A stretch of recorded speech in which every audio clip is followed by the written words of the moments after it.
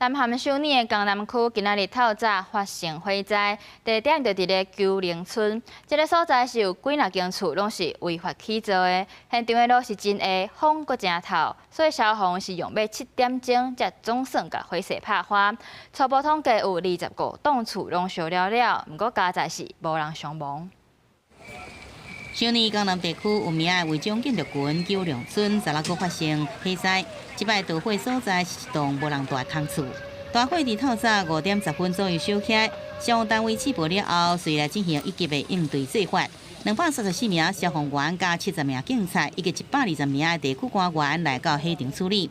也毋过真密，也佫真话通道，消防车无法度开入去，加上风真透，也佫有大雾，真高的干扰，消防直升机也无法度出动。 火势愈烧愈大，不时也会听到加速筒爆炸的声音。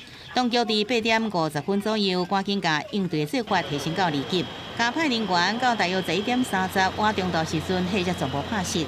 우리 안타까워도 뭐 내가 어찌 할 수가 없지.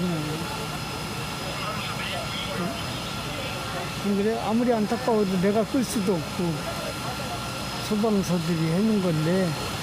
거의 25년, 30년 다 돼가요.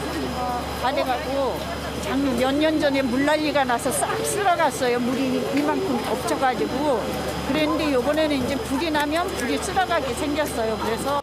初步统计，现场30户徛家有25户拢烧了了，加在无听到人员伤亡消息。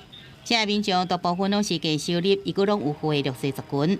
1970到1980年代，全岛县政府为着举办亚运甲奥运，大规模来推动汉城的都市更新，也佫有一系列公共工程无赔偿，也无好好安置的计划之下，真侪家庭被迫刷到无人住的土地，只好家厝凊彩大大就住落来了。